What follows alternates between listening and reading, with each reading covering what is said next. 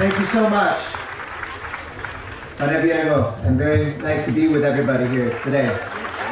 I especially want to thank my friend John Chung for his great words and his continuing friendship and loyalty to the Armenian community. But I especially want to single out Adam Schiff, who literally brought tears to the eyes of me and Paul Krikorian, and so many probably. It was one of the most beautiful letters I've ever heard from his heart, and it reflects the years upon years upon years of him speaking the truth to lies, of him rising up with the goodness in our hearts to make sure and to open up that space for reconciliation. I want to thank the best congressman we could have ever on this issue, Adam Schiff.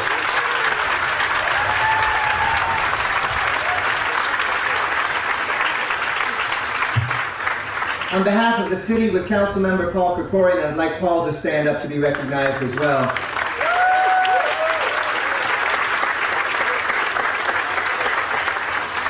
We want to thank the United Armenian Council for the commemoration of the Armenian Genocide, that each year, let me tell you, it's so successful, it takes about a half hour just to get the last 3 blocks right now. But I have the honor of representing as a council member Little Armenia for 12 years. A place that is significant not only because it represents that Los Angeles is the greatest Armenian city outside of Armenia. With all due respect to my friends from Beirut, Los Angeles is the most important Armenian city outside of Armenia. And it is a place in which we come together, not just for the moments of sadness and of suffering and remembrance, but also for joy and for building. And it's important as we remember the genocide that we also remember the victory, that a people who were tried to be extinguished, that they tried to get rid of, have risen up to not only survive, but to thrive. Look around, look at your neighbor to the left, to the right, in front of you and behind you. Hug a family member to see that you haven't just made it through, but you have built up a great world with the actions you have done in the faith community, in the business community, in the cultural community, here in Los Angeles, here in California, here in the United States and around the world. The Armenian people can never, ever be extinguished.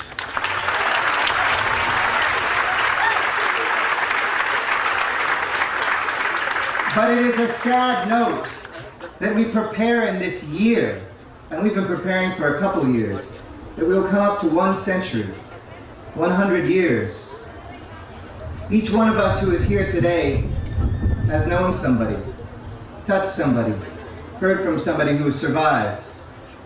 But there are children who will be born a year or 2 or 3 or 5 from now who will never know directly someone who lived through the genocide. That door is closing. That moment soon will be lost. And so it falls on our shoulders now, those who are the children and the grandchildren and the great-grandchildren and their friends of the survivors, to talk about that memory, to tell that young child growing up that we know with our own eyes and we heard with our own ears what happened. We become those who write the next chapter of history together. Those of us who have traveled and who have seen Mount Ararat, who have been at Khor-Virap and have understood that this nation born with Christian values is ready to forgive. It is a central part of the Christian belief. But somebody has to ask forgiveness to be forgiven. They have to recognize in their heart what has happened before that can be given to them.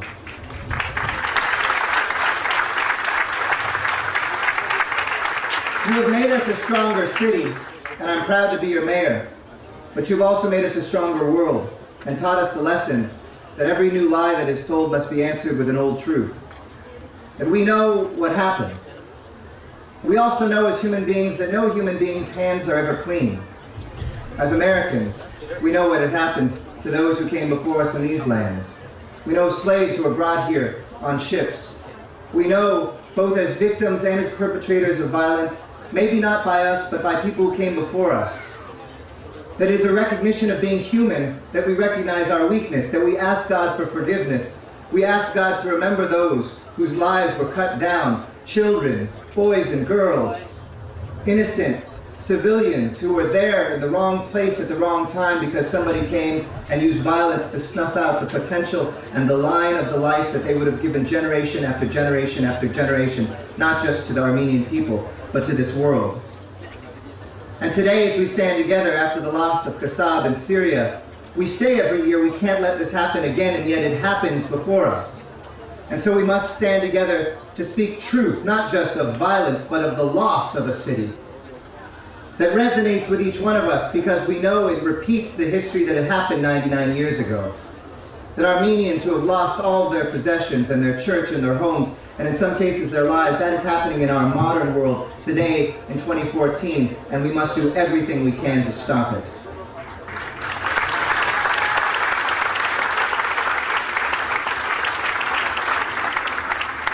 To my Turkish brothers and sisters, the truth will set you free. The truth will set you free. The truth will set you free. And what you live under, which is the lies that are being taught, not just oppresses us, but it oppresses you. It oppresses this world and our potential to move forward to a world free of violence that embraces peace and love and the fundamental principles that all world religions embrace. That each one of us, our destiny is not taking the easy lies and repeating them, but learning the difficult truths and for the first time saying them. So we stand together, the beginning of yet another year of mourning, one that will take us to a full century.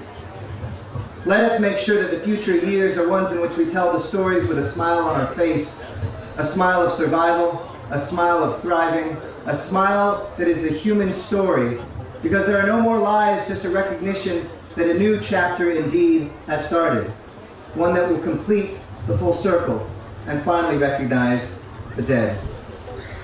Baykar, Baykar, Minche Verch. Baykar, Baykar, Minche Verch. Baykar, Baykar, Minche Verch. Thank you.